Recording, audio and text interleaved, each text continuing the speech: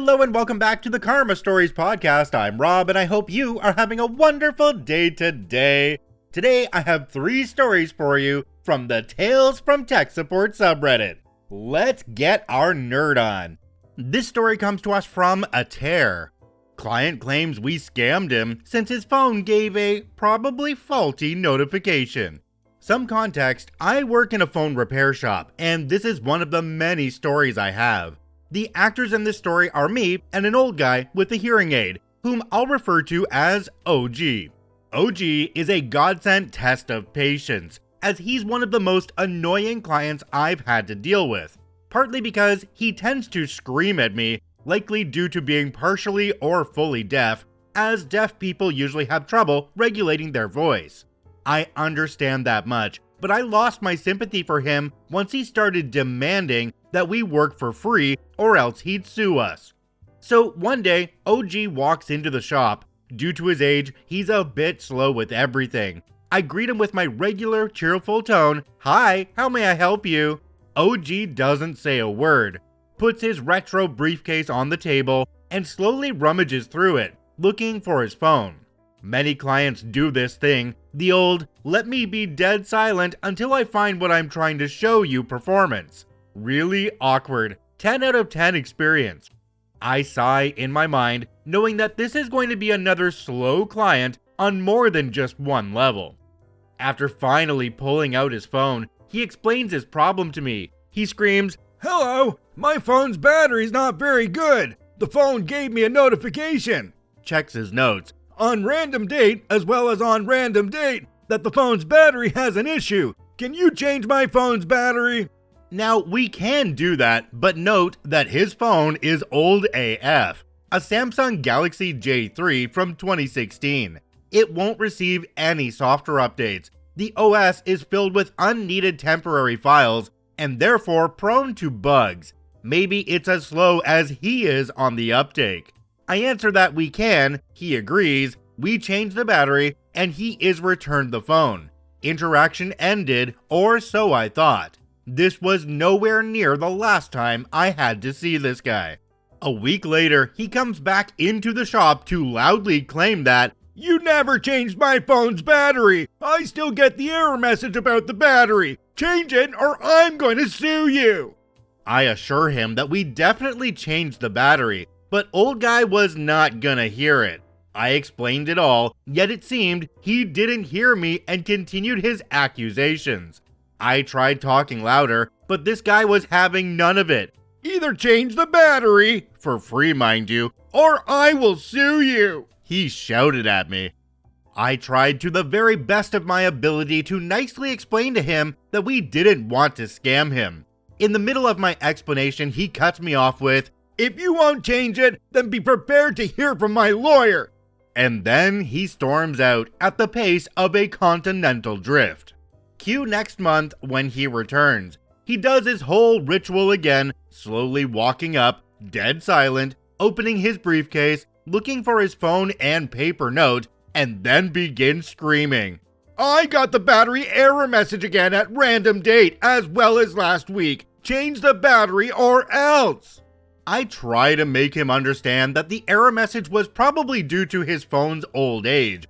I asked, maybe the phone's OS didn't recognize the change of battery and is giving this faulty message. Did the battery life change for you? How long does it last? He replied, "So you won't change it? Fine, then wait to hear from my lawyer." And he drifts away again. God almighty, please give me strength. After 3 months, he returns, same ritual, he claims we scammed him. I try to be reasonable, although much less nicer than I was at the beginning. Same result, he will sue us. And at this point, I hope he does. I'd much rather deal with lawyers than being screamed in the face for the umpteenth time, while trying to convince him otherwise, because that is exhausting. He came back a few more times, saying that he reported us to the authorities, and despite that, demanded that we change his battery for free again. We never heard from any lawyer or consumer protection, but I can still hear him screaming in my head. Jumping down to the comment section on this one, we have one from a user called Aircark. It says, "Lawyer is an easy and supposedly scary threat. I've had it thrown in my face many times, and I always breathe a sigh of relief. Since you're retaining counsel, your lawyer will need to communicate directly with our legal department. I can't help you anymore until the lawyers clear it. Unfortunately, that doesn't really work that well in a little bitty shop where there's just not an in-house lawyer. Grandpa knows that shop isn't going to hire a lawyer to deal with him, so when he threatens legal action, he thinks he's going to get his way. He's just old, senile, and doesn't understand how things work these days. That's all it is.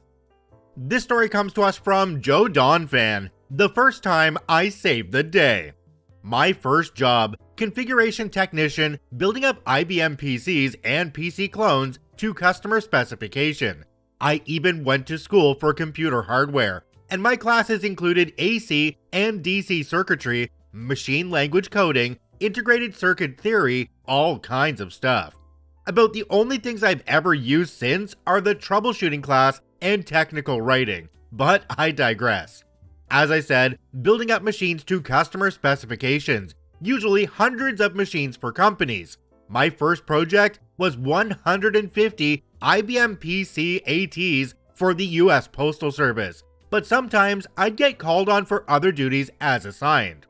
We sold not only PC clones, we also sold computers by a company called Convergent Technologies, CT.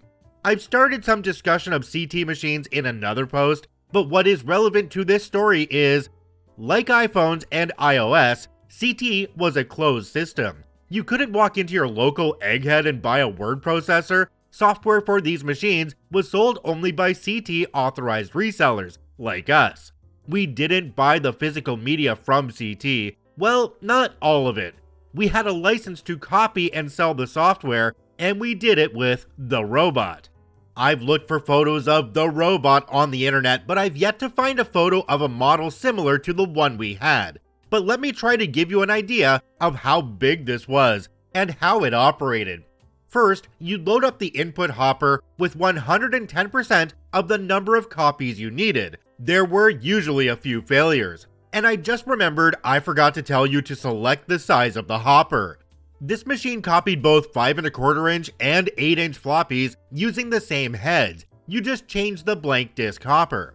You'd boot up the machine with a master boot floppy that was on 5 1/4 inch, then load the appropriate disk format from another disk. We, theoretically, could copy PC, CP/M, and Apple formatted floppies, if we had the appropriate disk for those formats. Yeah, even copy protected game disks, the robot was amazing. We'd tell the robot how many copies we needed, hit the start button, then sit back. It would load one disk from the hopper into the drive, and as I said, the same drive heads were used for 5 1/4 inch and 8 inch disks. And I forgot to mention, it selected 360 kilobyte and 1.2 megabyte disk formats automatically. It then confirmed the copy, and good copies would slide into the good output hopper, and bad copies into the reject hopper. We had a couple of customers that ran large CT systems, and yes, we would sell 50 or 100 copies of the CT word processor, or spreadsheet, or whatever, to them every couple of months. One day, the robot stopped working, wouldn't power on. It was deader than a parrot. Of course, it broke when we had a large rush software order for the office of the Commandant of the Coast Guard, who was a very important client. I wouldn't say there was panic, but there was a large amount of serious concern from a lot of people. We had no service contract for the robot because it was bulletproof, until, of course, it wasn't. A humongous PO had been cut, but not yet submitted, to have a tech flown out from Texas. We were in Maryland for the next day's service. My boss's boss was pooping in his pants because his budget had suddenly been shot to hell and back. But remember, I took a troubleshooting class, and I asked if he minded if I took a look at it. Silly me, of course he didn't mind. He had nothing to lose. I went to the robot and did the basic checks. Power cord was tight. I tested the plug with the only other 220 volt item in the shop, our electric forklift. And that was a heck of an exercise to get it near to that plug. Then I saw the fuse access, opened it up, and yep, blown fuse. One quick trip to Radio Shack later, and the robot was up and running, and the service call canceled. That was my first attaboy in my file, and it meant exactly squat because the company went belly up 5 or so years later. Okay, so now I'm wondering how many people listening to this right now have never seen a 5 1/4 inch floppy, let alone an 8-inch floppy. I mean, I only saw 1 or 2 8-inch floppies when I was a kid in the 80s. Always remember, floppy disks are like Jesus. They died to become the icon of saving.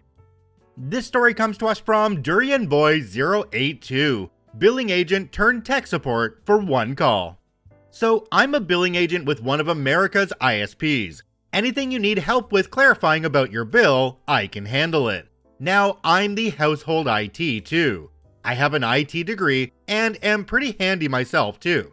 I have a TP-Link ecosystem in the house I live in and have quite a good grasp on configuration of access points and mesh systems.